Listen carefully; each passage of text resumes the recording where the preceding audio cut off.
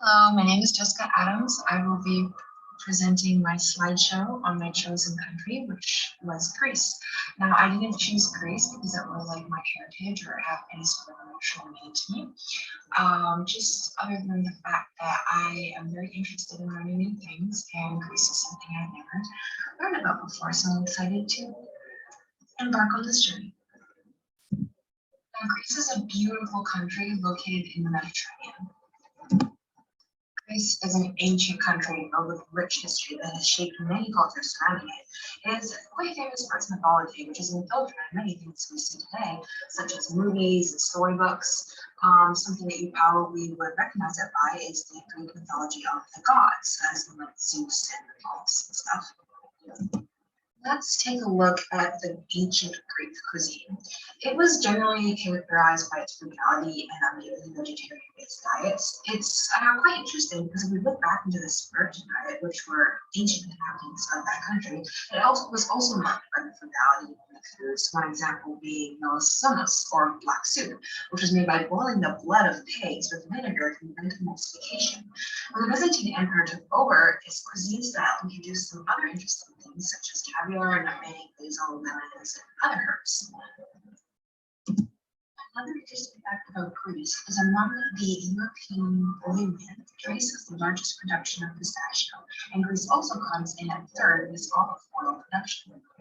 Greece is known for its beautiful landscape and unique products that are capable of growing there due to its climate. So why not use it as a beat and explore what flavors will become made into dishes due to this subject? Due to Greece's warm climate, pistachios and nuts and tomatoes, olives, grapes, wheat, oranges, and lemons grow quite comfortably there.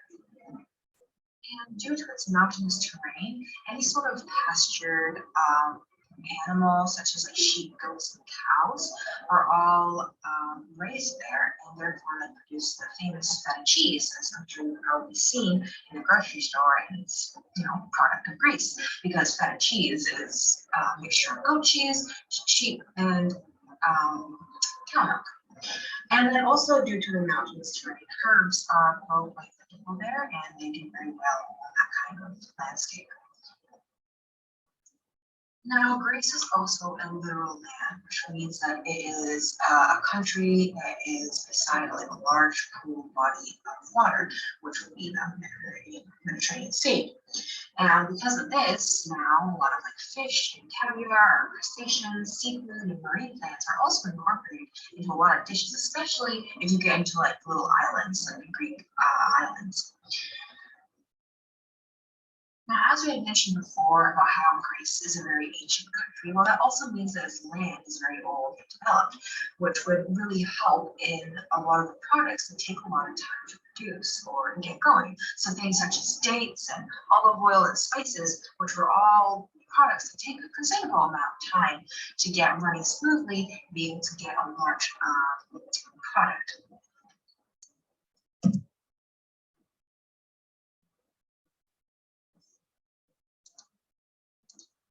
My overall vision for my entire project, the whole capstone project, is to really showcase the beautiful terrain of Greece and that it might reflect off of my products, along with the flavors to accurately represent the products unique to Greece, as we have already been through. And the tones of green, blue, white, and brown will be quite prominent, as those are, like if you go to Greece, you're going to be seeing a lot of that with the gorgeous mountains and the beautiful landscapes and the sea and the sky. It looks absolutely stunning, and I really want that to reflect off of my products. The recurring ingredient, or the ingredient that is going to be tying it together in multiple dishes, is going to be pistachio, because it's one of Greece's main export. I found it very appropriate. Same with dates and olives. They're another product that, due to Greece's climate and maintained agricultural establishment, can produce on a large scale, and they're used quite heavily in Greek cuisine. So I will be using those three ingredients quite regularly. These are some of the common herbs that you'll be finding in Greek cuisine as well. As we mentioned before, because of this mountainous terrain, these herbs grow nicely in this climate, and those would be mint, oregano, parsley, thyme, basil, and sage, which are all quite common herbs. I'm sure everybody's heard of most of them, but I do like how they're able to tie in all these different herbs to other unique features. So like tying these herbs to something like a feta cheese or something, and now you have a herbed cheese, which is quite interesting. These are some of the common ingredients used in Korean cuisine, and it's quite interesting to look at it because, as we were just talking about earlier, about how due to the certain climates / terrains of Greece, a lot of different ingredients are able to be made because of that. So looking at these common ingredients, you can see almost little bits of pieces from things that we previously talked about, such as, you know, shrimp, because it's a literal lake. They're gonna have fresh shrimp because they're right next to water, which is amazing. And they have the feta cheese and the Greek yogurt, which is from the cows and the sheep they are raising on their mountainous landscape that they wouldn't be able to use for agriculture because it's too rocky. Just to solidify what I previously brushed upon, but my capsule ingredients will be utilizing these following flavors in my dishes. So pistachios, sliced nuts, dates, olives, rosemary, feta cheese, Greek yogurt, herbs, citrus, grape, and tomato. Moving on to my products. This is my hand-dipped chocolate, and what I'm hoping to achieve here is to honor the theme that I previously presented, and I believe that this pistachio nougat and the date ganache with guillotine bulletin, covered by dark chocolate with a nice blue and white flag to represent the syrup of the sea, will do that nicely. For my entree, as you can see, we have the maker flavored pistachio, and it also is now being balanced by my citrus flavor of the grapefruit mousse, and we have incorporated yet again another great specialty of Greek yogurt and white chocolate ganache, and then inside we're going to have the nice crunch and sweet and sour taste of the green grape compote.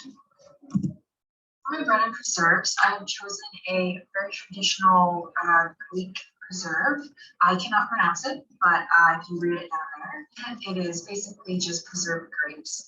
And I will be adding some nuts and some more acidity to tone down the sweetness, as I've been advised. And for my cheese, I'm planning on doing a baked brie and phyllo pastry. I'll add some nuts and dried fruits, because those are very traditional Greek ingredients as we go through. And I will also add some nice texture and flavors. And then for my bread, it's going to be pita bread. I'm sure you all know that's very traditionally Mediterranean, and it goes well with pretty much everything. So I think those will all be very tasty things. For my petit four, I am planning on incorporating the very famous and very unique dessert of baklava into the rest of it. So my bottom layer, which is going to be composed of many layers of the baklava, and then I'm going to have a nice apricot ganache that will add some smoothness and some stability, and then a light piped apricot and pistachio mousse I'm going to put on top, and then planning on decorating it with a Greece flag from tempered chocolate. For my laminated pastry, again, I am sticking to honoring that Greek theme by adding a very famous eggplant or roasted eggplant dip. I always known it as meat ball, and upon further research, I realized that's like the general term for the Mediterranean eggplant dip, and then the one that's like unique to Greece is in the description there, but I again cannot actually pronounce that properly. But yeah, this is the shape I'm planning on going. It's gonna really showcase the layering of the dish, and then I will be filling it with the eggplant dip. If I have time, I would love to fill some with tzatziki dip or hummus, as tzatziki dip is one of my favorite dips of all time, and I would love for everybody to try that. Again, for my chart, you can see the pistachio sablé is serving as the base again. And we have other flavors very unique to Greece working in there, and they're all working together to create a well-balanced dessert. I really hope to achieve a rich and refreshing sensation with this, as we have that richness from that Greek yogurt no bake cheesecake full of fats that are really going to balance out nicely with that fruity flavor with the peach ganache, dried peaches. We have that great jelly as well, so I'm excited to see how this turns out. But yeah, that was my presentation. Here are my references. Most of slides 1 through 11, like I used the licensed photos from this link, the Creative Commons, that I just directly import from the available images on the PowerPoint app. And then all the other pictures that I didn't draw, I put up there. Thank you for listening, and I'm excited to hear feedback.